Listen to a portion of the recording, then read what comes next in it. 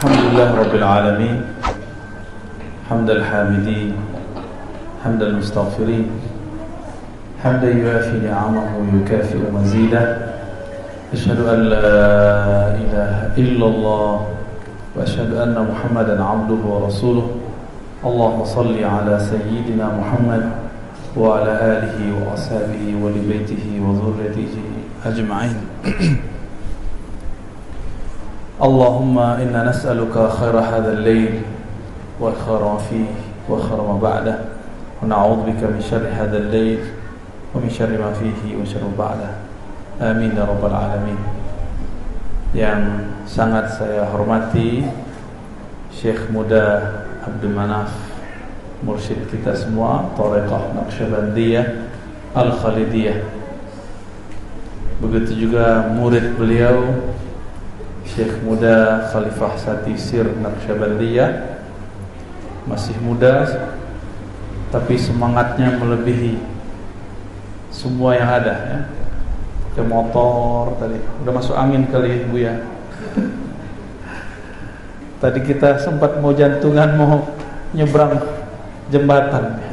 Alhamdulillah. Ini pengalaman luar biasa di hari ini. Ketua Komisi Fatwa Pasaman Barat, sahabat saya, panggilnya Tengku apa Buya ini? Saya panggil Buya aja ya. Ismak Zawir so? Baik. Buya Muhammad Zawir Huda, doktor, bisa banyak bahasa antum kayaknya nih. Bisa bahasa Arab, bahasa Mandailing, bahasa Minang, bahasa, jangan-jangan bisa bahasa hewan juga. Ketuakan para pemimpin masyarakat, pemimpin umat, pengurus masjid, sahabat-sahabat Ansar, Banser, semoga Allah meridhai kita semua.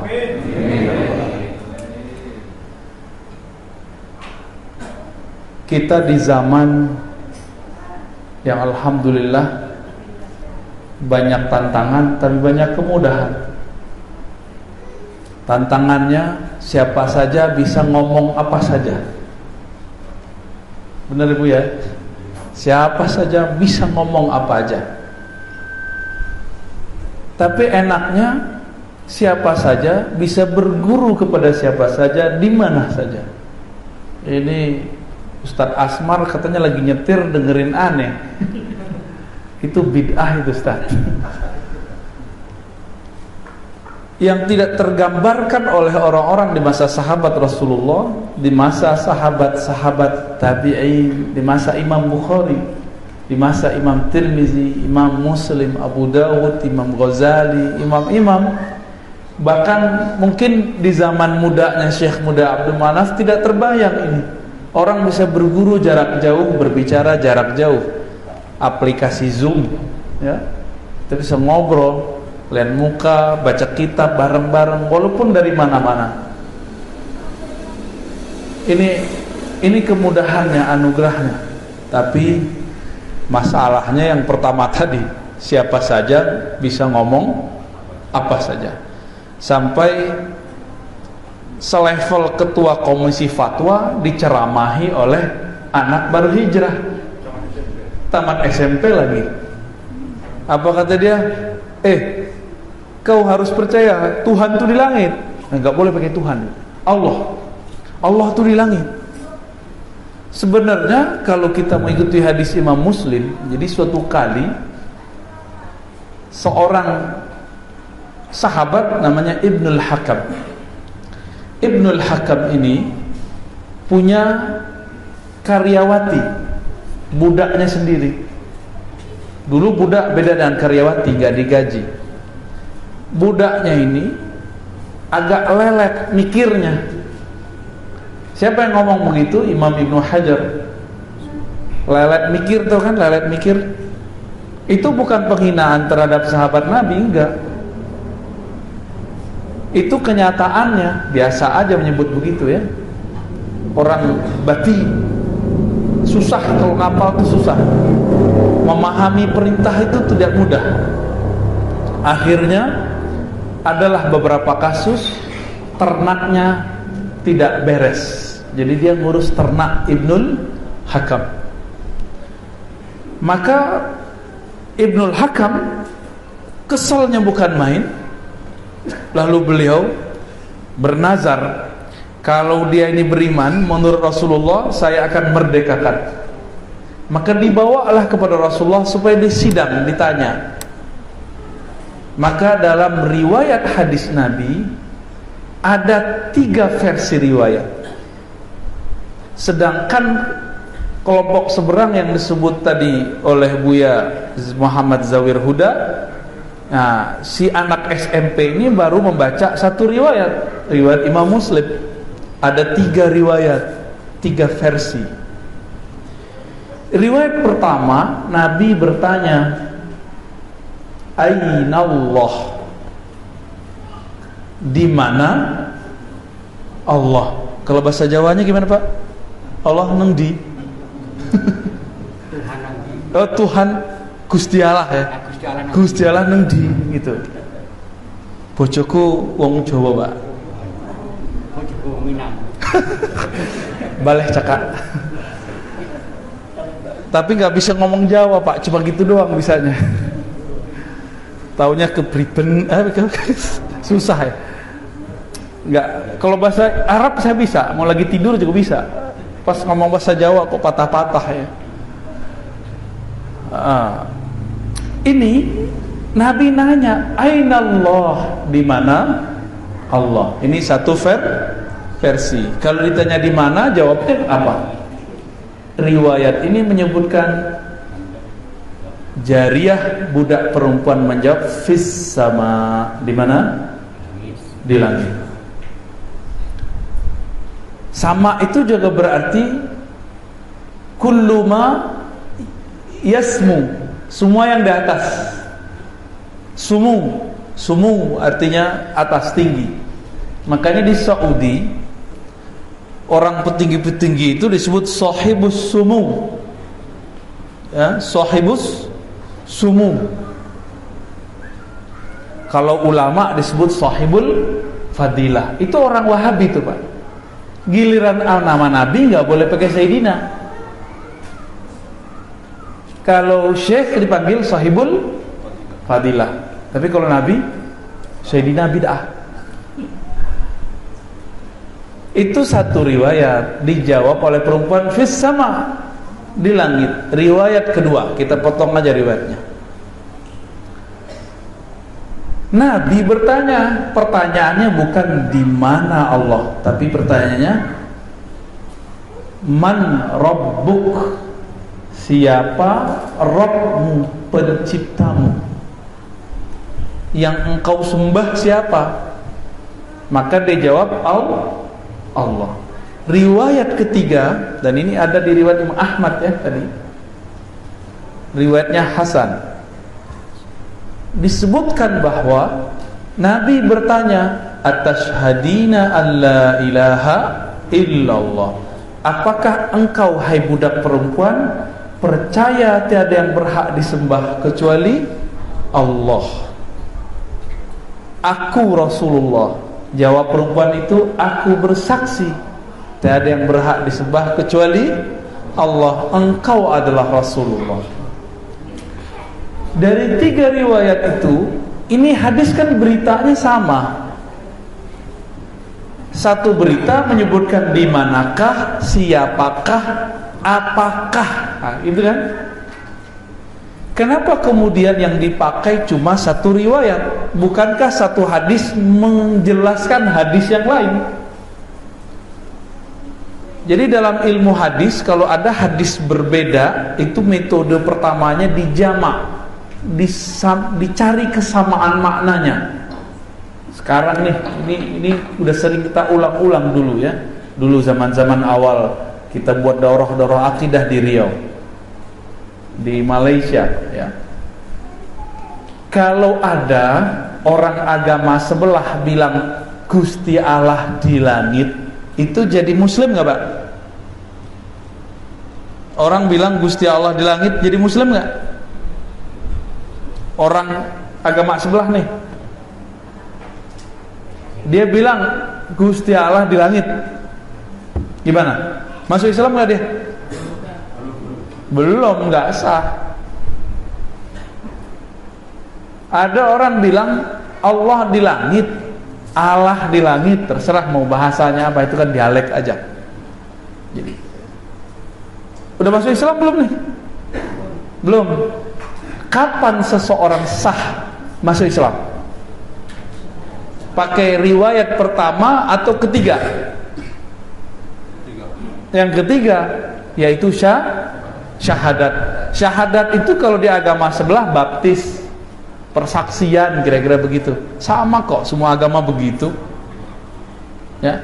Maka seseorang tidak akan pindah agama kecuali dia kemudian bersaksi, memberikan persaksian dengan istilah agama masing-masing.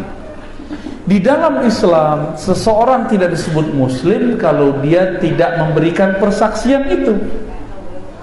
Jadi, secara riwayat seakan yang kuat adalah riwayat Imam Muslim. Tapi secara ilmu akidah mana yang kuat? Yang kedua dan ketiga. Oke? Oleh sebab itu, seorang syekh di Libanon, itu banyak pengikut juga di Indonesia, namanya Syekh Abdullah Al-Harari. Dia Ahlus Sunnah tapi agak ketat, agak keras sedikit, karena beliau korban kezaliman Wahabi di zamannya. Syekh Abdullah Al-Harari ini kemudian mengatakan di ahli hadis, hadis Imam Muslim ini walaupun sahih secara zahir, tapi dia punya illat. Illatnya bukan pada rawinya, tapi pada marwinya. Marwi itu teks yang diriwayatkan bertentangan dengan ilmu akidah. Maka hadis ini bermasalah secara konten. Dan beliau juga mengatakan hadis ini bahkan bisa masuk kepada yang disebut mutorik. Mutorik itu kontradiksi dengan hadis kedua dan ketiga. Jadi, boleh nggak kita mengatakan Allah di langit? Nah, terlepas dari itu, kita punya imam namanya Imam Nawawi. Imam Nawawi ini tugasnya menjelaskan, mensyarah kitab-kitab hadis. Salah satu yang disyarah, wah ini lebih cakep ini. Barakallahu fiik. Salah satu yang disyarah beliau itu kitab Sahih Muslim. Di situ disebutkan, kata Imam Nawawi, Nabi kalau mau kita terima nih hadis Imam Muslim ini, maka mesti dipahami dengan kaidah yang ketat. Apa itu?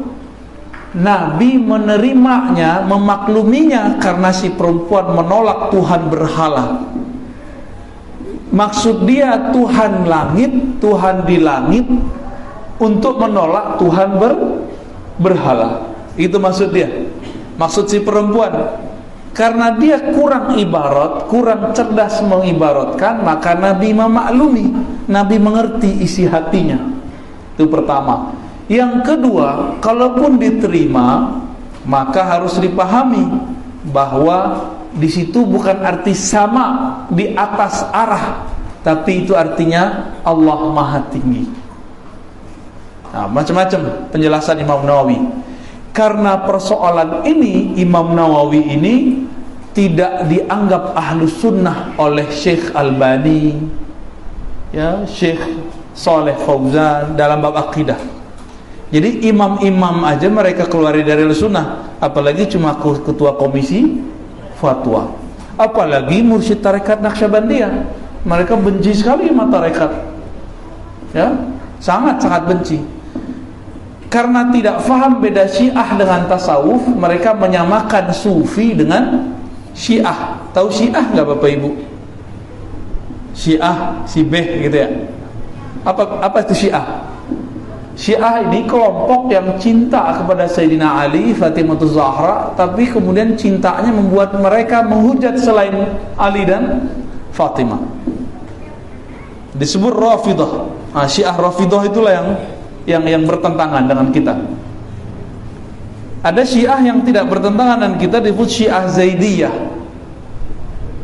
Dan sebagian kecil dari Syiah Imamiyah. Sebagian kecil. Ada kelompok mereka, saya udah kumpulkan sekitar 5 tokoh Syiah Imamiyah, itu menolak menghujat sahabat Nabi. Kata mereka, agama kami bukan nama menghujat. Kalau itu menghujat, maka itu bukanlah Syiah. Jadi ada yang ngomong begitu. Oh, berarti mereka juga macam-macam ya. Seperti Ahlus Sunnah juga macam-macam. Ada Ahlus Sunnah Asy'ariyah yang mayoritas, ada yang minoritas ini Wahabi ini. Biasanya kalau orang minoritas berisik nggak? Memang berisik ya. Punya TV, punya radio. Ahlus Sunnah baru belakangan Pak punya TV radio. Itu pun agak seret, agak susah. Kenapa? Dananya qalil, fulusuhu qalil. Jadi gak jalan. Makanya kami diijazahkan, diizinkan, diperintahkan guru kami, kamu ngajar-ngajar aja, ngajar kitab kayak ngajar Ahlus Sunnah kayak ngajar aja, gak usah sibuk-sibuk. Nanti kalau Allah ingin mengangkat kajian kita, Allah akan angkat aja, gak perlu pakai asbab. Jadi gak usah cari-cari popularitas, gak usah juga kita gak menghindar dari popularitas, jalan aja, kul siru fil ard, berjalan aja di muka bumi, memenuhi panggilan Allah Subhanahu wa ta'ala. Nah, itu baru pembuka kaji. Sebab ketua MUI kita udah jadi korban, dibully oleh anak tamat SMP. Anak SMP bully doktor. Kira-kira gimana tuh? Mau meruntuhkan gunung. Ada gunung sini Bu ya, Gunung Pasaman bukan? Gunung Pasaman mau diruntuhkan tapi pakai palu kecil, plok kayak kapan selesainya ya, dibiarin aja nggak hancur. Nah, itulah yang terjadi ya. Ada yang ngajak saya berantem, ada ngajak berantem, anak SMA juga. Kamu ini hujat-hujat loh, kapan kita mau hujat? Yang menghujat siapa? Yang selama ini menyesat-nyesatkan kita siapa? Kita kan selama ini diem, bener nggak? Antum nih selawatan, nggak pernah kan ngantem mereka, nggak pernah kan caci maki salafi, nggak pernah kan? Tapi mereka bilang apa? Antum ini apa? Ahli bid'ah. Antum ini dianggap musyrik oleh mereka karena muji-muji Sayyidah Fatimah, muji Sayyidina Ali, muji Sayyidina Nabi Sallallahu Alaihi Wasallam. Mau diem? Ini bukan provokasi loh ya. Ini membangkitkan orang yang sedang tidur. Jangan diem.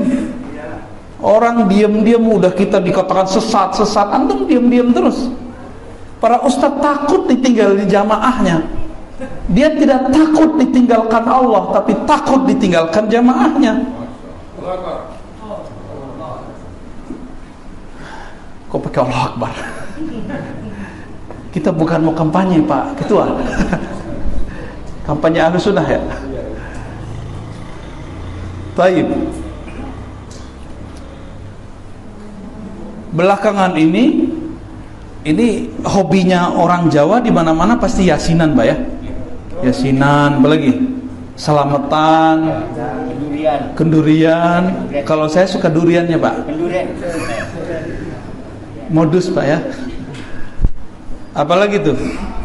7 bulanan ya. Oke, apalagi? Orang meninggal diapain namanya tuh? Tahlilnya 7 hari. Wah, itu bagi mereka apa tuh? Udah dengar mereka bilang bapak-bapak ini ahli bid'ah? Udah dengar ya? Terus mau balas nggak? Mau dikasih senjata nggak? Ya, bukan senjata golok Pak, bukan. Karena mereka main mulut, kita balas pakai mulut. Mereka pakai dalil, kita balas pakai dalil. Bukan untuk mengalahkan mereka, tapi niatnya untuk menenangkan hati kita dalam beramal. Satu kali datang seseorang ke rumah Dulu saya tinggal di pesantren, ya, di rumah untuk ustadz, untuk pengabdi. Tiba-tiba ada yang datang, ya, nanyain konfirmasi. Itu hadis yasinan itu hadisnya dhaif. Tahu dhaif, Pak? Apa arti dhaif? Mantap ini. Ini santri kali dulu ya. Sebelum pindah ke sini santri nih kayaknya. Alhamdulillah. Ya. Saya juga nyantri, Pak, sama orang Jawa. Guru saya orang Jawa banyak, ya. Orang Jawa bisa hafal Alfiah, orang Arab aja enggak. Dan orang Jawa tuh kalau lagi naik motor bisa bolak-balik baca Alfiah, selesai. Tapi orang Arab belum tentu bisa. Jadi pas kami dulu tes sama Syekh Hasan itu, beliau kaget ketika ada mahasiswa hafal Alfiah. Beliau doktornya Al-Azhar, ulama Damaskus, tinggal di Jerman sekarang. Nah, hadis dhaif kata mereka gitu ya. Oke. Anggaplah hadis yasinan hadisnya dhaif. Siapa yang mendhaifkannya? Syekh Al-Bani namanya, Pak. Jadi ada hadis itu disebut sahih, valid. Yang kedua disebut hasan, bagus. Yang ketiga disebut dhaif. Nah, ini untuk ngulang-ngulang aja. Yang sahih, hasan boleh dipakai. Yang dhaif ada yang boleh dipakai, ada enggak. Bagi salafi semua yang dhaif enggak boleh dipakai. Nih bagi salafi nih ya. Dalam bab ibadah nggak boleh dipakai apa kali? Dalam bab akidah. Saya kasih pertanyaan, ente baca nggak kitab Tauhid Muhammad bin Abdul Wahab, pendiri Wahabiyah? Di situ ada hadis-hadis dhaif dipakai untuk akidah.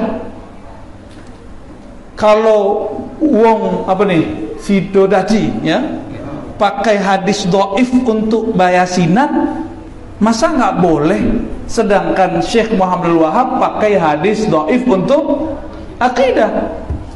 Dan itu diakui oleh tokoh salafi namanya Mustafa Al-Adawi. Bisa dicari di YouTube itu Syekh. Antum kan bisa bahasa Arab, cari aja tuh di YouTube. Syekh Mustafa Al-Adawi.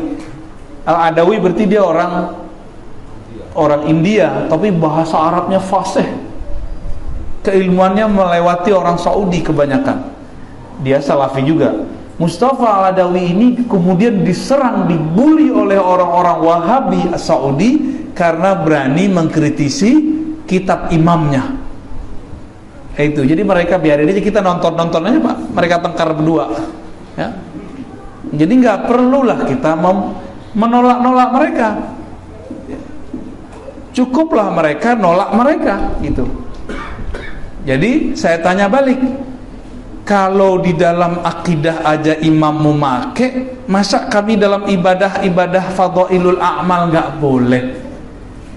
Bingung juga Pak dia. Udah mulai ragu dia bersalafi. Ya. Jadi saya ini virus nih Pak, bikin ragu mereka. Tapi bagi Bapak Ibu, ini saya ini vaksin ya. Insya Allah, amin. Niat kita cuma satu, semoga Allah ridho, kita beramal itu tenang. Jangan lagi yasinan masih mikir, ini bid'ah nggak ya? Udah nyampe tahlil masih mikir, ini bid'ah nggak ya? Antum begitu nggak, Ustaz Asmar? Insya Allah nggak, nggak yakin juga dipakai insya Allah. Yakin tuh nggak pakai insya Allah. Hakul yakin nggak ada ya insya Allahnya, udah yakin gitu. Nah itu kalau kita pakai imam mereka. Nah, sekarang pakai imam kita aja deh, yang meriwayatkan hadis Yasin, Iqra'u Yasin ala mautakum. Bacalah Yasin terhadap orang yang mauta, yang akan mati, masih hidup berarti, yang sakaratul maut, yang telah meninggal, berarti 3. Yang akan mati, sakaratul maut, atau yang sudah meninggal. Dibacakan surat Yasin. Ini riwayat Imam Abu Dawud, Imam Ibnu Majah, dan ketemu juga dalam riwayat Ibnu Hibban, Al-Hakim dan lain-lainnya. Imam Ibnu Hibban naruh di kitab yang dia kasih judul Sahih. Imam Abu Daud naruh di kitab Sunan Abi Daud dan dia tidak beri komentar. Abu Daud kalau tidak beri komentar berarti hadisnya bagus. Istilah zaman itu belum ada hasan, istilahnya soleh. Wa ma sakattu anhu fahuwa salih. Hadis kalau Imam Abu Daud tidak komentar maka hadisnya bagus. Berarti hadis yasinan bagus nggak Pak? Mentang-mentang yasinan nih yang bilang bagus-bagus aja. Ya. Iya. Itu dalil terakhir itu Ustadz. Sabar tahan. Ini kayaknya karena banser nih, semangat nih. Baik. Imam Ibnu Hibban itu imam. Baru dengar ya nama Ibnu Hibban? Udah dengar nggak sebelumnya? Barusan saya sebutkan, dengar kan? Imam Ibnu Hibban ini nulis kitab judulnya Sahih Ibnu Hibban, naruh hadis itu dan beliau menilainya sahih. Berarti minimal udah 2 imam yang mengatakan hadis ini bagus, bener ya? Kalau ada imam dulu bilang sahih, imam sekarang bilang tidak sahih, kita ikut yang mana? Yang dulu aja ya. Kenapa? Katanya ikut salaf. Itu Ibnu Hibban, Imam Ibnu Hibban sudah di awal khalaf ya. Imam Abu Daud, imam salaf sezaman dengan Bukhari, sepengajian dengan Imam Bukhari. Bedanya umurnya agak lebih panjang aja dari Imam Bukhari. Imam Abu Daud, imam salaf, tidak mempermasalahkan hadis yasinan. Jadi kira-kira kita baca yasin nggak Pak nih? Tetap baca yasin ya. Ustadz, bukan itu doang. Abis baca yasin kok pakai baca Al-Fatihah, Alif Lam Mim, ayat kursi, amanah Rasul. Ini kan Nabi kan nggak pernah begini. Nah, Nabi nggak pernah lakukan. Nah ini gaya mereka nih. Mereka ini kalau nggak tahu bilang nggak ada. Nah ini pembohongan baru atas nama Rasulullah.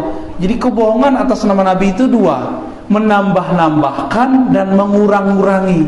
Nabi nggak pernah melarang, dia bilang Nabi melarang.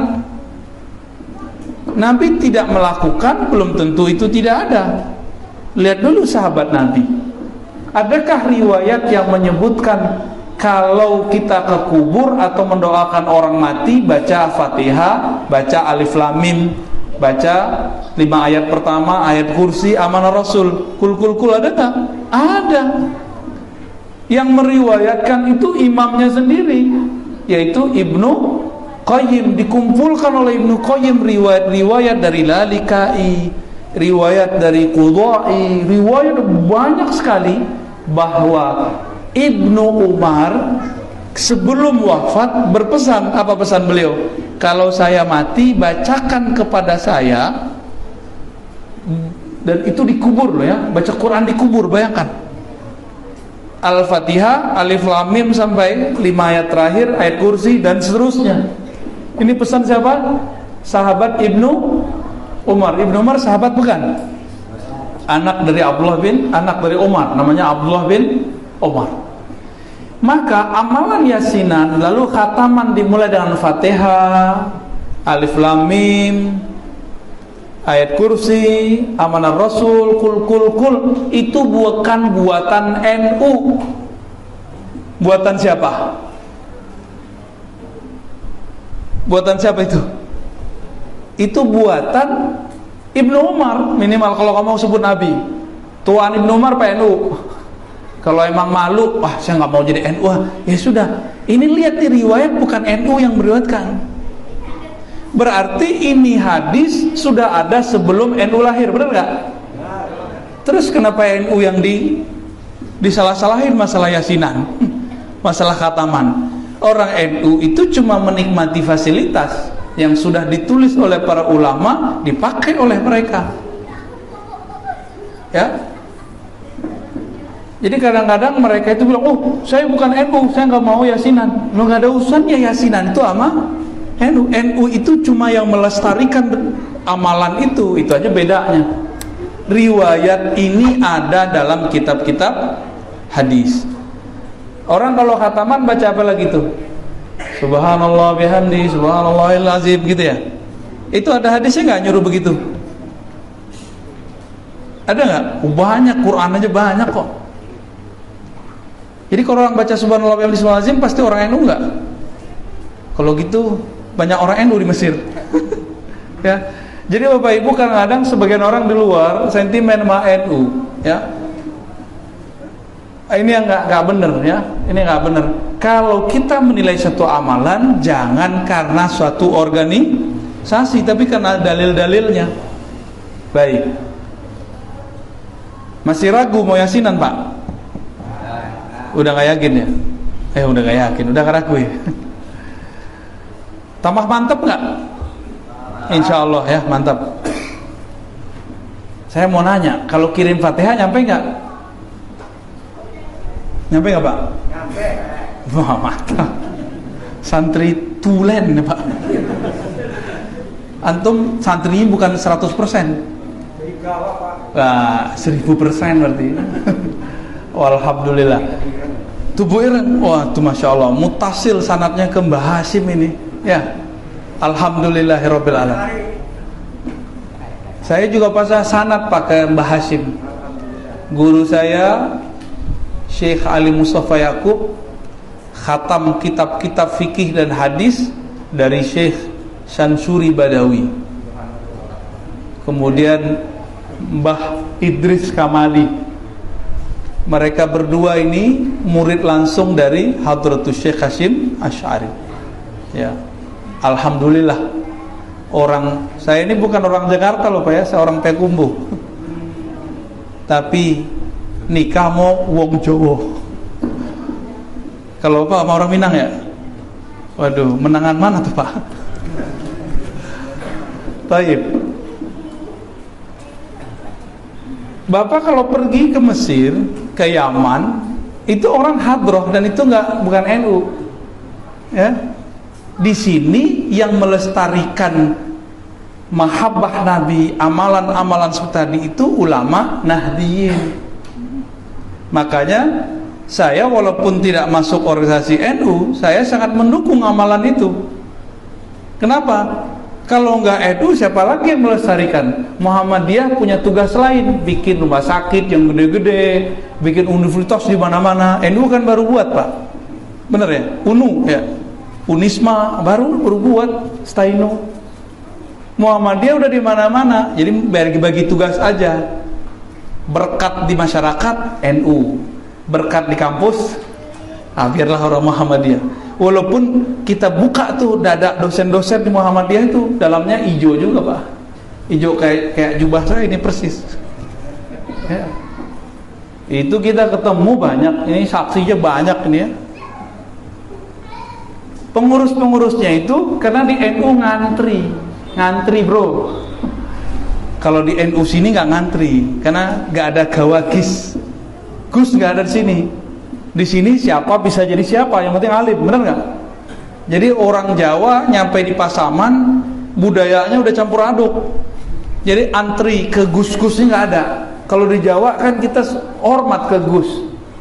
Jadi kalau yang jadi ketua NU, Ibnu, apalagi nih ketua Banser gitu ya itu harus gus-gus. Istilah kami di pesantren gawagis, jamak dari gus. Di sini nggak ada antri kan Pak? Siapa yang berbakat bisa jadi kan? Wah keren itu versi Minangnya tuh, tapi bajunya tetap hijau ya. Saya hijau begini karena saya cinta Rasulullah. Saya yakin orang NU hijau karena cinta Rasulullah Sallallahu Alaihi Wasallam. Suatu kali ada seseorang bermimpi ketemu Nabi dan dia melihat pakaian Nabi dan cahaya Nabi warnanya hijau. Ternyata ketemu dalam Sunan Tirmizi disebutkan bahwa Nabi ra'aitun Nabi Sallallahu Alaihi Wasallam wa alaihi. Nah aku melihat Nabi Sallallahu Alaihi Wasallam dan padanya ada pakaian atas bawah. Jadi pakaian itu atas bawah. Ada dua. Nabi itu pakaiannya dulu bukan gamis dari atas ke bawah satu. Itu sudah budaya baru. Budaya masa Rasulullah itu ada atasan, ada bawahan. Akhdarain, yang dua-duanya warna hijau. Hijaunya mirip-mirip begini Pak. Emang begini insyaallah ya. Alhamdulillah. Tapi kalau aura hijau itu beda lagi tuh. Apalagi kolor hijau itu beda lagi tuh. Bapak Ibu yang mulakan Allah, belum lama ini saya kaget ada salah satu kiai NU tapi tidak gabung, tidak berkomunitas dengan orang-orang Aswaja. Ngirim di grup, apa yang dia kirim? Peringatan atau doa tahlilan 7 hari, 40 hari adalah tradisi Hindu Buddha. Nah, ini yang bikin kaget. Dia orang NU, kiai Pak, hafiz Quran. Oh, di palsu tuh. Munqati kali. Semangat dia. Itu kira-kira gimana? Saya pusing juga lihat ente beneran NU nggak sih? Gitu. Agak kurang yakin juga saya dia NU. Sanatnya putus kali ya. Akhirnya kita bolak-baliklah kitab. Benarkah membaca doa selama sekian hari, ngasih makan berkat, itu bagian dari tradisi Hindu? Kebetulan kita punya sahabat orang Hindu. Kita tanya, ada nggak tahlilan kalau orang Hindu meninggal? Ya, saya punya teman namanya Pak Mahadi, mantan orang Hindu Cina. Saya tanya, Pak, Cino, dia digituin gak marah, apa emang dia Cina? Itu orang Hindu ada nggak nih yasinan tahlilan 7 hari? Bingung dia. Oh, Laisa. Dijawab apa? Mana ada orang NU yasinan? Mana ada orang Hindu yasinan? Dia mualaf nih orang. Terus tahlilan ada nggak? Berkatan ada? Nggak ada. Tapi keyakinan bahwa 740 itu spesial emang ada. Nah, bisa bedain? Nah, orang NU itu atau Aswaja secara umum, nggak mesti NU. Di Aceh kan ada yang NU, ada enggak. Di Sumatera Barat ada yang NU, ada yang enggak. Itu biasa kalau ada orang meninggal baca sholawat dalailul khairat atau yasinan. Apa keyakinannya? Keyakinannya bahwa si yang di dalam kubur ini butuh syafaat, bantuan. Adakah dalilnya? Apakah ini dalil Hindu atau dalil Islam? Coba kita cek Pak ya. Ternyata Imam Al-Qudai, ahli hadis, Imam Abdul Razak dengan riwayat yang berbagai macam mengumpulkan beberapa riwayat bahwa orang beriman dan orang kafir kalau mati yuftanani fil kubur, ditanya di kubur, fitnatul qabr. Itu yang disebut fitnatul qabr. Kalau dia mukmin, orang kafir gak ditanya ya. Orang mukmin sama munafik. Orang mukmin ditanya 7 hari, fi sab'i ayyam. 7 hari. Ada lafaznya sab' ayyam, 7 hari. Sedangkan munafik ditanya arba'ina yauman, 40 hari. Itu yang ngomong Tawus dari sahabat-sahabat Nabi. Tawus itu murid dari puluhan sahabat Nabi. Sahabat yang terkenal namanya Abdullah ibnu Abbas. Namanya imam siapa tadi? Tawus. Apa kata Tawus? Sahabat-sahabat yastahibuna it'am at-ta'am fi tilkal ayyam. Suka bagi-bagi berkat pada hari-hari tersebut. Hari ke-7, hari ke-40. Bahkan kalau di kampung istri saya itu dari hari pertama ke-40 malah. Kalau yang dia punya harta waris banyak. Dari hari pertama sampai hari 40 Pak, nggak berhenti-berhenti itu ngasih berkat. Tapi orang sekarang nggak suka dikasih berkat Pak, sukanya dikasih pulus. Pilih, dibawain nasi bungkus atau dikasih amplop. Tuh kan amplop kan, diam-diam dia bilang amplop. Nah, itu boleh diganti tuh tradisinya ntar ya, daripada ngasih bawa berkat nggak dimakan, mending ngasih yang lebih berkah, fulus. Baik. Berarti ada nggak di riwayat?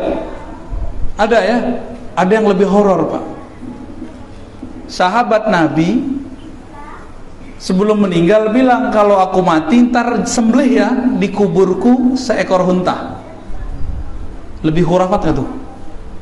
Itu ada di Bulughul Maram, gak usah jauh-jauh nyarinya.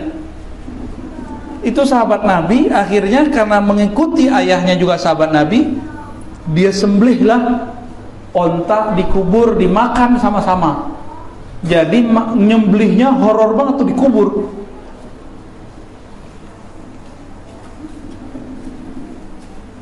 Berarti ada dalilnya nggak? Ada dalilnya. Kalau nanya dalil mah dalil banyak, dia aja nggak tahu. Karena jangankan Musnad Al-Qudai, riwayat Tawus, kitab Imam Suyuti, Sahih Bukhari aja dia nggak khatam kok, gitu. Apalagi Fathul Mu'in, dia nggak khatam tuh ya. Apalagi baca Hasyiah, paling nggak seneng. Jadi nggak nyambung. Kita ngomong apa dia nggak nyambung. Kalau kita baca kitab kuning dianggap itu tandingan Al-Quran. Coba nih tanya sama Pak Doktor nih, menurut antum kitab kuning tandingan Quran atau penjelas Quran? Penjelas Quran. Tapi bagi logika awam, nggak boleh ikut imam, nggak boleh ikut kitab-kitab mazhab. Itu beda dengan Quran. Nah ini racun ini. Kita langsung saja kepada Quran. Dia lupa Al-Quran yang sekarang aja udah beda sama Quran dulu. Tulisannya, cara bacanya sama, khotnya sudah beda. Maka ada penjelasannya, ada ilmunya. Tafsir sahabat aja udah beda dengan tafsir tabi'in, apalagi zaman sekarang. Itu akan berkembang terus, dan mereka menutup itu. Jadi kalau kita mau berdebat juga nggak nyambung Pak ya. Nah, maka saya tidak menganjurkan Bapak Ibu untuk berdebat. Cukup kuatkan aja apa yang kita amalkan. Kecuali nantang tuh, datang ke rumah antum tadi tuh, betul. Itu dilayani aja. Perlu digaspol ya. Terakhir kali ya, udah jam 11 ini Bu ya. Kita mau tanya jawab. Ini pengajiannya unik juga nih, jam 11 masih on aja nih. Udah ada yang tewas-tewas 1-2 tuh. Jangan tewas lah Pak. Saya jauh-jauh dari sono tuh ke sini, jalannya berliku-liku, ketemu 70 harimau. Iya, iyaan Pak. Nyampe di sini ditinggal tidur ya. Parah antum ini. Ya udah, mending ada pertanyaan, jawabannya akan lebih berkembang insyaallah. Ya tafadhol, kalau ada pertanyaan silakan dikondisikan. Silakan. Pak, saya mau nanya Pak. Ya, silakan. Ah, mending pakai ini nih, Pak. Biar horor dikit.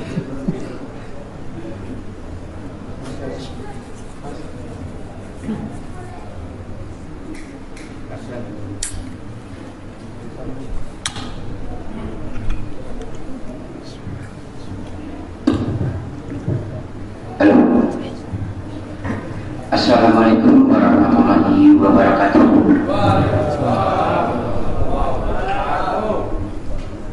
Ini mohon maaf Pak Ustaz atau Pak Buya ya. Sebelumnya juga saya memperkenalkan diri.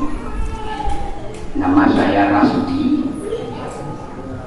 Kebetulan saya kepala jurong desa ini. Kebetulan Pak. Iya, saya kepala jurongnya. Takdir bukan? Ya. Takdir bukan? Mungkin juga. Gak yakin. Jadi sebelumnya saya juga mengucapkan selamat datang kepada Bapak yang telah hadir di desa kami. Ini desa yang paling pinggir memang. Paling pinggir. Di sana juga ada desa. Sudah ada desa. Ini desa yang paling pinggir. Jadi boleh dikatakan kami orang pinggiran. Jadi kalau orang pinggiran ini minim terhadap segala sesuatu, terutama tentang ilmu, terutama tentang akidah,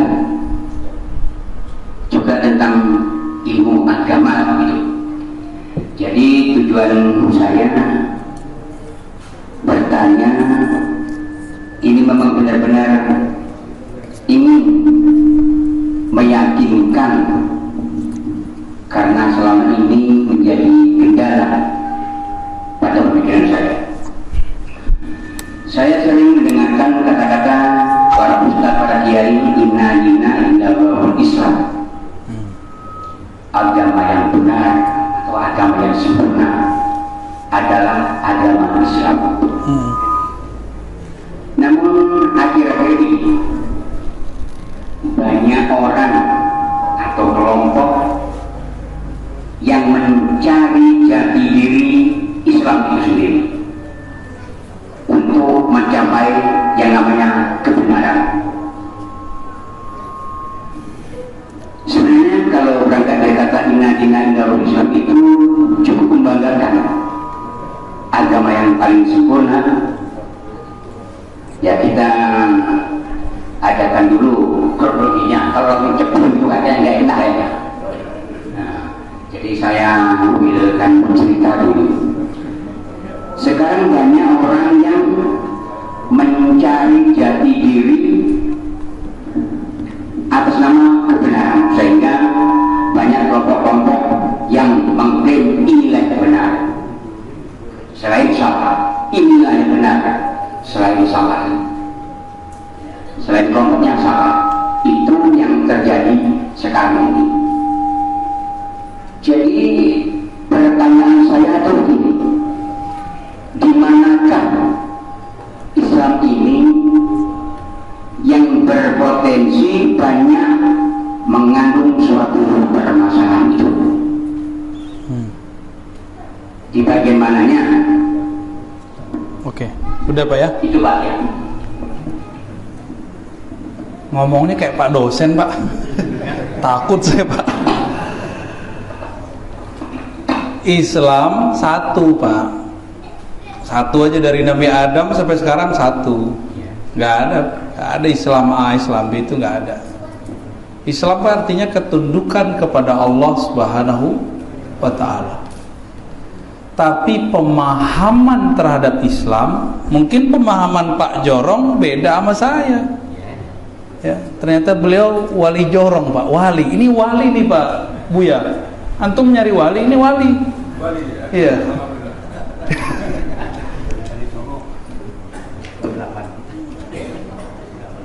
Al-Quran satu nggak?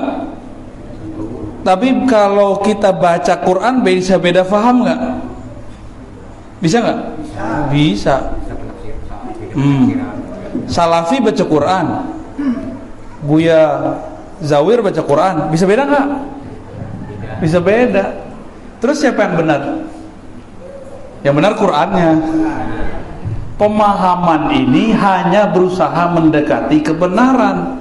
Masalahnya ada kelompok yang lupa, dia kira pemahaman dia itu suci seperti suci Quran, benar mutlak seperti kemutlakan Quran.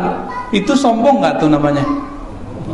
Jadi kelompok yang sombong, orang yang sombong, yang mengklaim, yang merasa pemahaman dia adalah pemahaman yang suci seperti pemahaman teks yang suci itu. Al-Quran suci, lalu dia baca, pemahaman dia dianggap suci, walaupun dia nggak ngomong. Ciri-cirinya sederhana. Kalau ada orang beda faham dengannya, dia serang balik, dia kata-katai, disesat-sesatkan gitu. Itu ciri-cirinya. Lalu di bagian mana Islam itu bisa banyak masalah? Ya di semuanya Pak. Semua mulai dari bismillah, ada yang dijahar, ada yang nggak dijahar, ya kan? Bismillah huruf ba, itu udah banyak lagi tuh ilmunya tuh. Titik di bawah ba, ada macam-macam lagi tuh ilmunya. Rahman Rahim, kenapa Rahman ada alifnya, Rahim ada ya-nya, itu juga ada beda lagi. Karena orang nggak paham apa Rahman Rahim, maka dia beragama tuh horor, benci. Ini mohon maaf nih Bapak Ibu nih, ini kalau punya anak sering nakut-nakutin neraka atau ngiming-ngiming surga?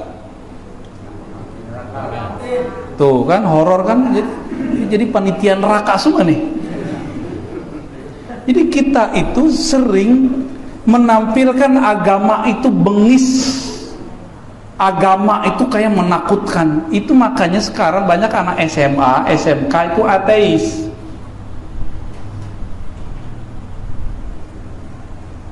Banyak Pak, agnostik banyak hari ini.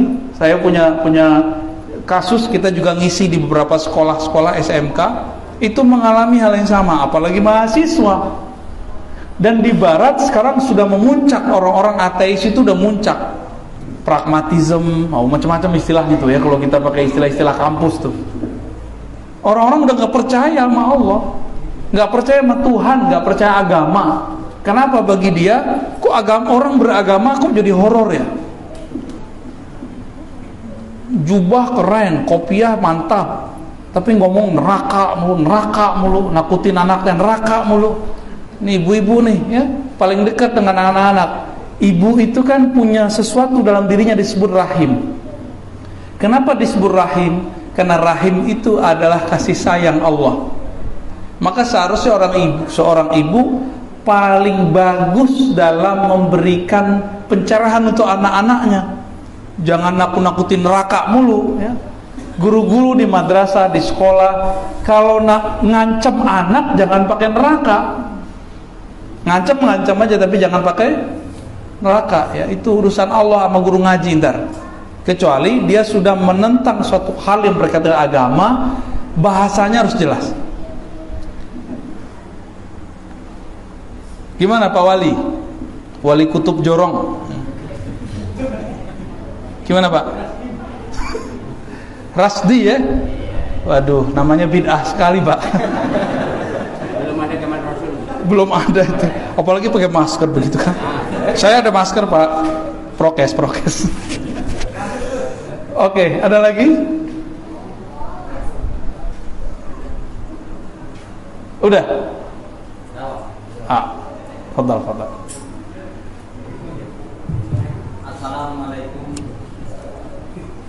Assalamualaikum warahmatullahi wabarakatuh. Waalaikumsalam. Alhamdulillah. Memperkenalkan diri, nama saya M. Sohib Anwari. Saya dari Kedolongan Rujak, Kabupaten Jaya. Jadi di sini yang saya mau tanyakan adalah soal sana. Di sini banyak berkembang rumah-rumah tapis. Ya. Tapi setahu saya yang memegang rumah-rumah tapis ini bukan Habib. Dan dia setahu saya itu selevel dengan saya. Banyak sekolah SMP gitu. Tahu-tahu entah dari mana dia mendirikan rumah tapis. Dapat wangsit kali. Nah, apakah di situ ada sanadnya? Nah, itu yang pertama. Yang kedua, Pak, di sini banyak masyarakat mengandalkan Al-Quran. Oh, saya udah hafal surat ini, sekian surat. Tapi di situ dia tidak tahu tentang hukumnya bersuci banyak. Jadi tinggian mana orang yang bisa baca Al-Quran tapi tidak tahu tentang fikih? Kebanyakan masyarakat di sini. Nah itu pertanyaan yang kedua. Dan yang ini terlalu banyak, ini 3 aja saya. Pertanyaan yang ketiga, ini soal gimana caranya kita gimana ya, orang itu kayaknya berat sekali. Juga, kalau di Nabi Aswaja itu kan memakai kitab Sofina, Taufik, Akhir gitu Pak. Tapi kalau orang itu ditanya itu Anda dari mana? Dari buku. Apakah buku itu punya sanad dan bisa disahkan Pak? Terima kasih. Baik Mas Sohib ya. Assalamualaikum warahmatullahi. Mas Sohib Anwari ya. Rumah tahfiz tapi pemimpinnya bukan hafiz Quran. Kalau sekedar pemimpin yayasan nggak apa-apa, tapi kalau kiainya, ustadznya mesti hafiz. Kecuali itu pondok tahfiz juz amma gitu, kasih judul. Antum juga bisa kali ya. Nah, ini fenomena dan ini adalah kabar dari Rasulullah. Ini hati-hati. Saya pernah diingatkan dulu oleh guru kita Kiai Ali Mustafa Yaqub. Saya khawatir, kata beliau, sekarang banyak orang nyamar pakai pondok tahfiz tapi mengajarkan terorisme. Tapi jangan curiga dulu Pak, banyak pondok tahfiz yang baik banyak. Cuma ini catatan dari guru saya Kiai Ali Mustafa Yaqub. Karena ada beberapa kasus temuan-temuan dari lembaga pemberantasan terorisme itu begitu, modus pakai pondok tahfiz. Bukan cocok logi, tapi memang munasabahnya ada. Munasabahnya qawiyah sahihah. Di akhir zaman kata Rasulullah akan muncul kelompok khawarij ya, yang mereka ahli Quran tapi imannya tidak tembus sampai ke kolbunya, ke dadanya. Hadis ini ada di Sahih Bukhari, Muslim, Abu Dawud, Tirmizi, dan hadisnya banyak. Artinya Nabi mengabarkan, apa kabar dari Nabi? Nanti akan banyak orang buka tempat-tempat untuk mengkader Quran, tapi dikader menjadi teroris, jadi khawarij. Ini maksudnya kalau digabungkan. Maka saya mengimbau kepada siapapun yang bergerak dakwah dalam pondok tahfiz, tolong pelajari tidak hanya hafalan. Jadi belajar agama itu dibagi 3 kecerdasannya. Orang cerdas itu 3. Imam Ghazali yang mengatakan ini dalam kitab Al-Mustasfa. Apa kata dia? Ada kecerdasan hafalan, hifz. Itu level paling rendah, tapi sekarang sedang ditinggi-tinggiin orang. Orang hafal dianggap paling hebat sekarang ya. Padahal ada level 2, bukan hifz tapi fiqh, paham. Jadi kalau antum nanya mana yang lebih bagus, yang lebih tinggi faham daripada cuma hafal, apalagi cuma baca Quran. Jadi lebih afdal membaca atau faham? Ya faham. Faham itulah inti Quran. Quran itu diturunkan untuk dibaca ayat perintahnya tentang bersuci, atau kita disuruh bersuci. Ini ada ayat nih, surah Al-Maidah ya Pak Wali ya. Ada ayat surah Al-Maidah ayat 6. Pak Wali ngobrol aja nih. Ya. Ya gimana mau lanjut, berisik.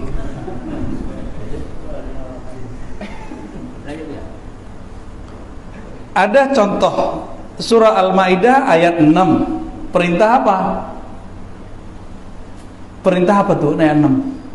Perintah berwudu. Perintah berwudu Pak. Itu orang dapat pahala atau dapat keberkahan yang sempurna dengan membacanya doang atau ngamalin isinya? Quran itu cukup dibaca atau diamalin? Oke, sudah tahu jawabannya berarti? Ya, berarti lebih bagus yang nomor 2, faham. Di dalam hadis Nabi, riwayat Imam Bukhari, ada yang di situ mu'allaq, ada yang muttasil, riwayat Tirmizi langsung dia muttasil sanadnya. may yuridillahu bihi khairan yufaqihu fid din. Hadis yang dihafal oleh semua santri di pesantren. Tertulis di pojok kitab halaman depan. Siapa yang Allah inginkan kebaikan dunia akhirat, sukses dunia akhirat, yufaqihu fid din. Siapa aja nih? Enggak mesti dia santri, bisa yang bukan santri. Enggak mesti wali juga, wali kutub. Tadi antum nyebut wali kutub sih ya. Horor juga tuh kali kutub. Yufaqihu fid din. Allah buat dia faqih, mengerti agama, bukan yuhafizhu atau ja'alahu hafizan. Enggak. Allah jadikan dia hafiz, enggak. Allah jadikan dia Maka orang yang faham Al-Quran itulah yang disebut bisa memelihara Quran, bukan sekedar hafal. Kalau hafal, handphone kita lebih pintar dari kita, Pak. Tinggal diputar aja tuh YouTube-nya Pak Wali, ya enggak? YouTube Juz Amma tuh lebih fasih dari imam kita baca Juz Amma. Taib. Lalu apakah sanad? Perlu dicurigai. Bersanad pun belum tentu benar. Siapa tahu cuma sanad hafalan, tidak sanad pemahaman. Zaman ini yang penting sanad pemahaman. Hafalan mudah kok. Sekarang udah banyak teori, metode, cara ngapal itu udah banyak. Tapi cara memahamkan itu nggak mudah. Nggak mudah Pak cara memahamkan. Iya. Tapi kalau niatnya benar, yufaqihu fiddin, pasti Allah mudahkan dia memahami agama. Nah, maka yufaqihu fiddin ini proses. Faqqaha yufaqihu, ya. Ada kalimat di situ, proses. Allah akan buat dia terproses memahami. Jadi jangan senang dulu Bapak Ibu dengan pemahaman yang kita punya sekarang. Saya sampai sekarang juga belum puas dengan dalil yang saya dapat, tapi tenang sih sudah. Kalau puas, emang ada ilmu itu puas? Nggak ada. Ilmu itu nggak ada puasnya. Kenapa? Ilmu itu sifat Allah. Allah terbatas atau Allah tidak terbatas? Allah tidak terbatas, maka orang akan tamak kepada ilmu tanpa batas. Kalau tamak sama gorengan, makan 3 juga udah kenyang, Pak. Mas Sohib sukanya makan apa? Apa katanya? Apel. Kirain sop babi. Astagfirullahaladzim. Kenapa antum disebut sop babi? Astagfirullah. Ketakutan ya? Emang babi itu hantu? Orang babi aja begitu kok. Taib. Kita nih zaman sekarang yang paling dibutuhkan adalah sanad pemahaman. Sanad pemahaman. Jadi walaupun sekarang nih lagi ada lomba hafiz, ya itu semarak aja, silakan ikuti. Itu sebabnya pemerintah kita sudah mulai dari dulu ada musabaqah Quran, ada musabaqah yang apa namanya Ustaz? Syarhil Quran. Aneh bukan orang musabaqah, jadi nggak tahu. Musabaqah penjelasan Quran. Sebenarnya yang pas itu bukan syarhil ya, tafsir Al-Quran, tapi syarhil itu maksudnya orang ini menjelaskan makna Al-Quran. Itu perkembangan bagus, perlu kita dukung. Saya lebih suka sama yang begitu, Pak. Senang kita kalau ada orang yang berlomba-lomba mencari pemahaman terbaik. Oke. Cukup ya? Terjawab? Oh iya, kecerahan ketiga adalah al-jamu bainal awwal wa tsani. Gabungan bainal hifzi wal fiqhi. Gabungan antar nomor pertama dan kedua. Hafal iya, paham pun juga. Nah, itu yang bagus. Kebanyakan orang Nahdiyin itu faham, tapi hafal Qur'annya enggak. Kecuali pesantren seperti di Kudus, Panandaran, Krapia, itu emang tahfiz. Di luar itu nggak banyak, apalagi di Sumatera Barat ya. Tapi orang NU di pesantren hafal matan, Karena ngafal matan itu muqaddimah memahami banyak funun, banyak fan. Ya. Hifzul matan, ya, menghafal matan akan mempermudah orang fi fahmil funun muta'addidah, ya, untuk memahami fan yang banyak sekali. Itu sebabnya banyak guru-guru kita hafal matan Baikuni, matan Alfiyah. Kalau Kiai Sohib, ya, antum nih hafalnya mantan deh. Ada lagi?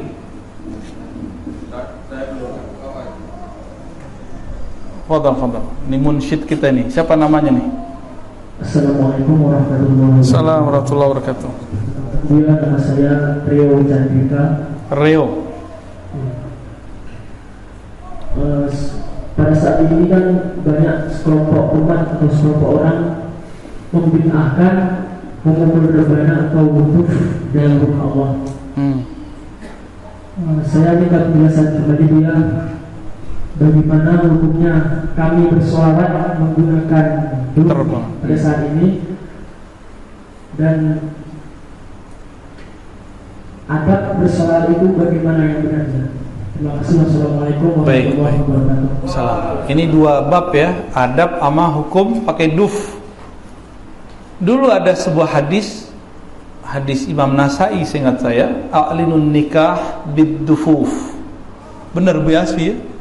A'linun nikah bid-dufuf. I'lankanlah pernikahan. Apa arti i'lankan? Publikasikan, kasih tahu orang bahwa kamu menikah bid-dufuf, dengan memukul terbangan. Itu hadis Nasai. Di hadis Imam Tirmizi, Nabi nyuruh berakadlah kamu nikah fil masjid. Di mana? Di masjid.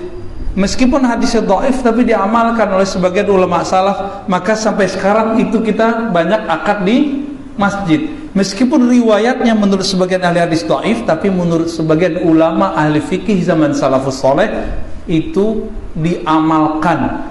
Jika gabung yang satu sama yang kedua, jadinya gimana? Maka ulama kita membolehkan mukul terbangan orang nikah di masjid. Nah itu kalau gabungan al-jam'u. Tapi saya nggak pakai itu. Itu kalau mau jelasin aja secara usul fikih ya. Hadis dan usul fikih. Secara hadis itu ada riwayat yang lebih kuat, riwayat Imam Muslim, bahwa Nabi mengajak Sayyidatuna Aisyah Ummul Mukminin radhiyallahu taala anha untuk nonton ada orang-orang Habasyah lagi menampilkan tarian pedang dan ya semacam seni gitulah. Tarian pedang kayak tari piring gitu. Soalnya kan nggak ada piring dulu, adanya tombak. Tarian tombak nih. Coba kalau di sini tarian tombak, mungkin saya kabur duluan nih. Pinggir beneran itu Pak Wali ya, kalau pakai tombak bisa ditombak saya nanti.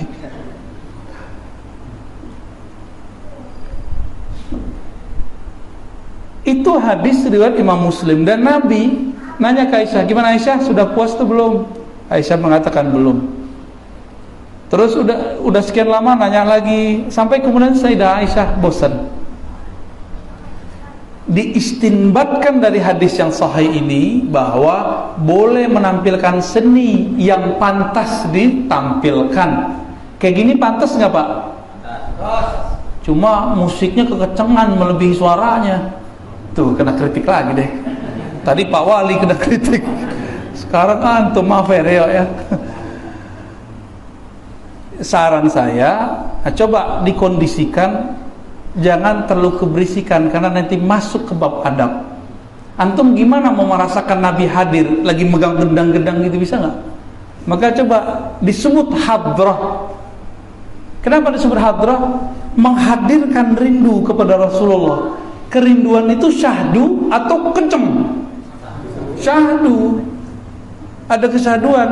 Maka coba cari genre yang syahdu ketika bersolawat kepada Nabi SAW.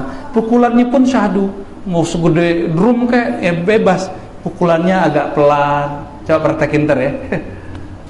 Hadrah.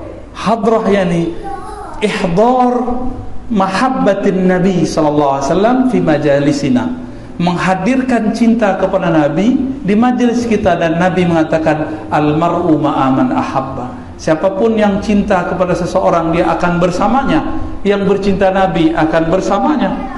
Itulah yang dialami oleh Al-Habib Umar ketika beliau merasakan cinta yang luar biasa kepada Nabi. Saat mahalul qiyam, terasa Nabi hadir, bukan hadir secara fisik, itu hadir di kolbunya.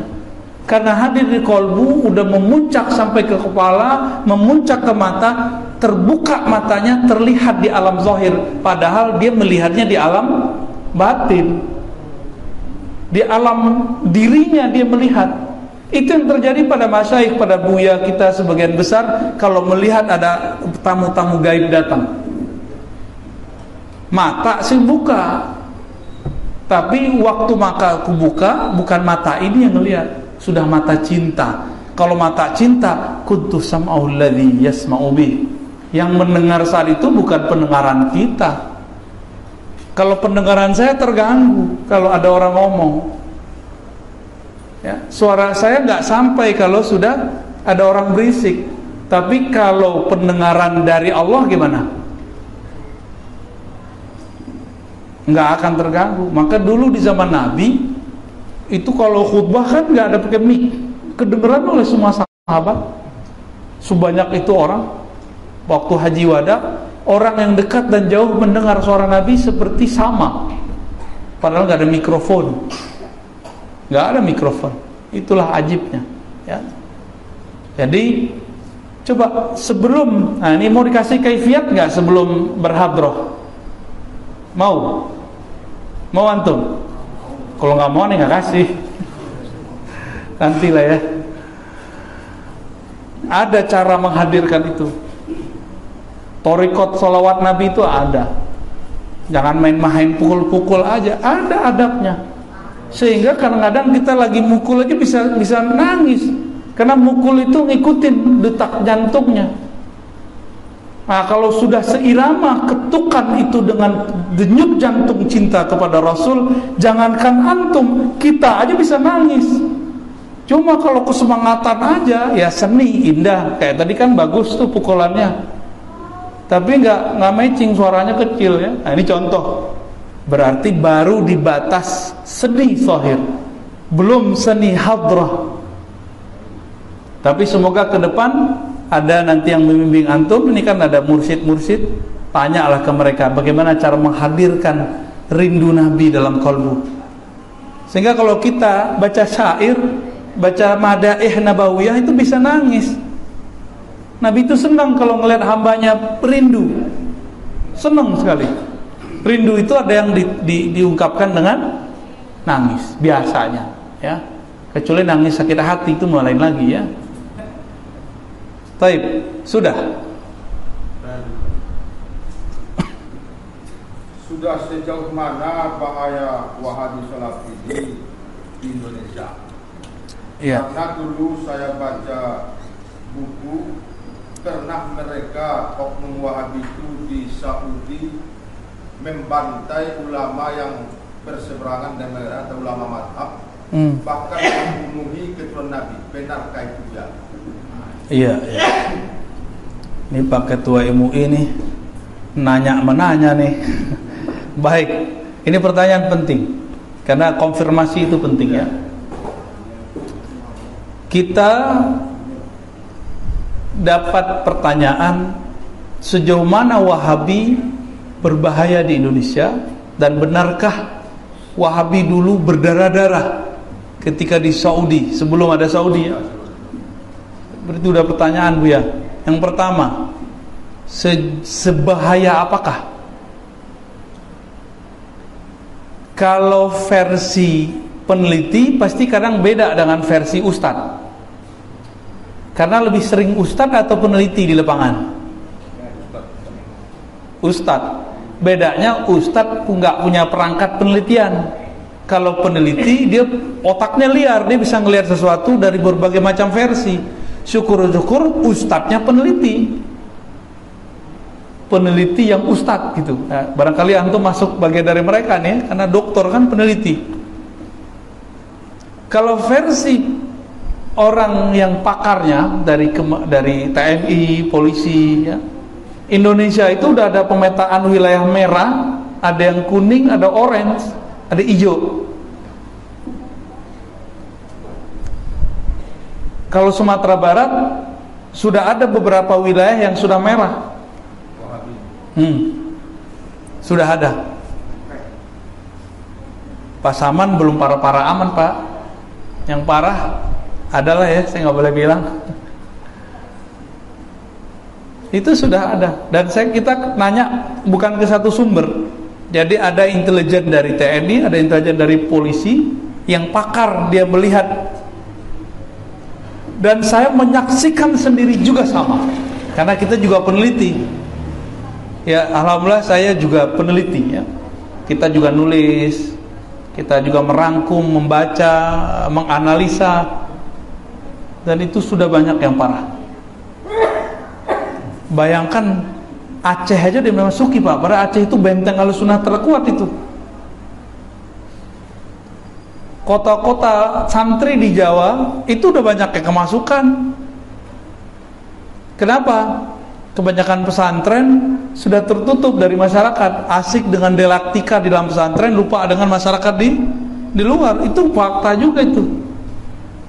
Udah jadi dinasti, nggak mau lagi mikirin umat.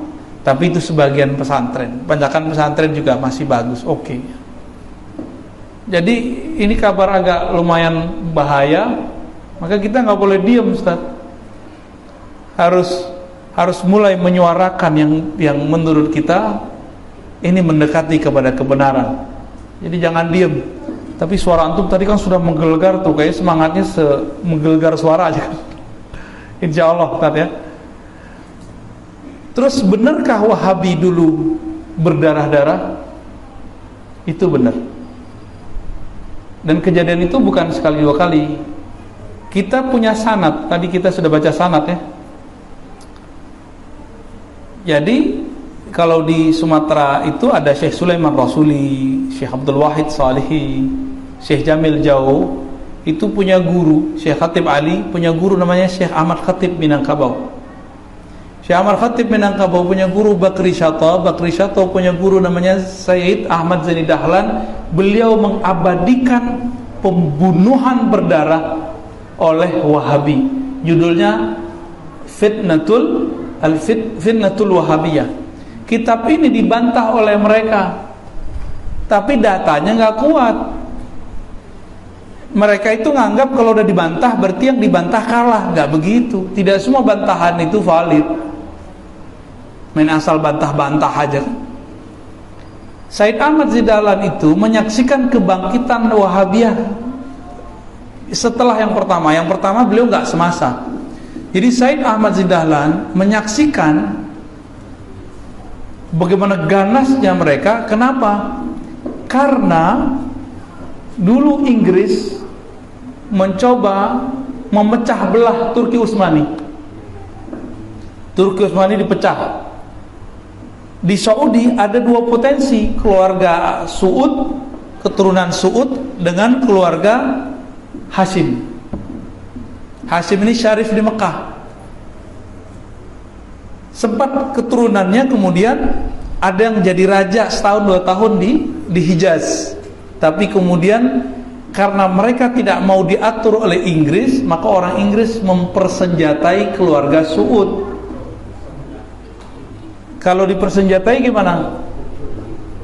Keluarga Suud kemudian mendekati orang-orang Wahabiyah, pakai ayat, pakai Quran, pakai sunnah, atas dasar ingin memurnikan tauhid. Mereka meratakan kubur dan membunuh siapa saja yang mengajak untuk itu.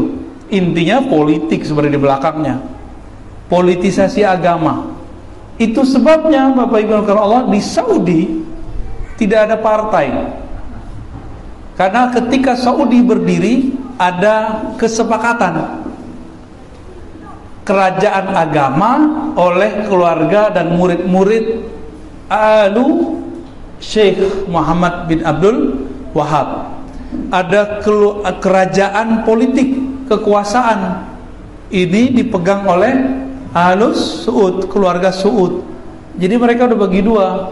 Tapi keluarga yang Suud ini minta kepada keluarga Ahlus Syekh, kalau buat fatwa yang jagain kami. Kalau kerajaan boleh nggak ada partai? Sebenarnya boleh kalau Perdana Menteri, tapi mereka nggak boleh. Maka di sana nggak ada partai, Pak. Di sono nggak ada 0102 kayak kita tahun-tahun kemarin, ya. Nggak ada demo, nggak haram demo. Nggak ada demokrasi, bagi mereka nyoblos itu haram. Jadi teman-teman Salafi bawa fatwa itu ke Indonesia, makanya mereka nggak nyoblos. Terus yang lucu apa? Mereka pakai fatwa pemerintah sezolim apapun tidak boleh dilawan, dikritik. Emang kita sepakat nggak boleh kita merontak, nggak boleh, kritikan boleh.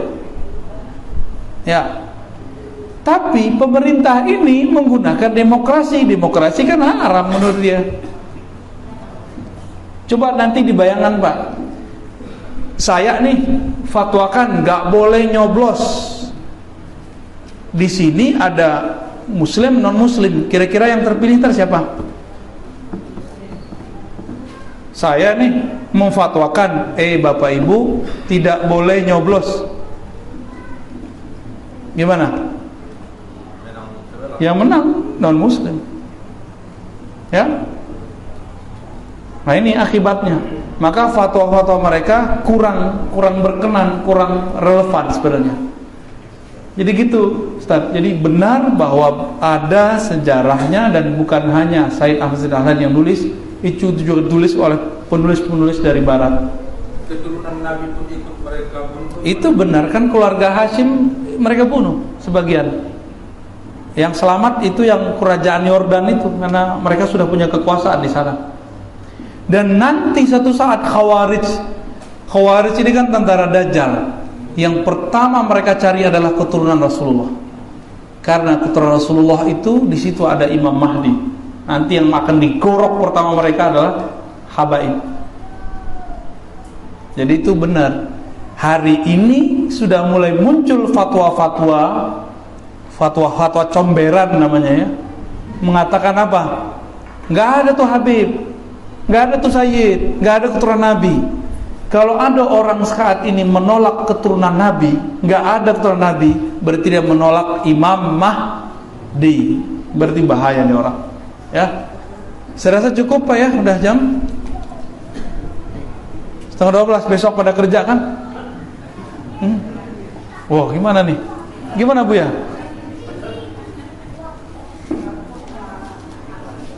Gimana MC? Cukup ya? Hah? Cukup lah, oke.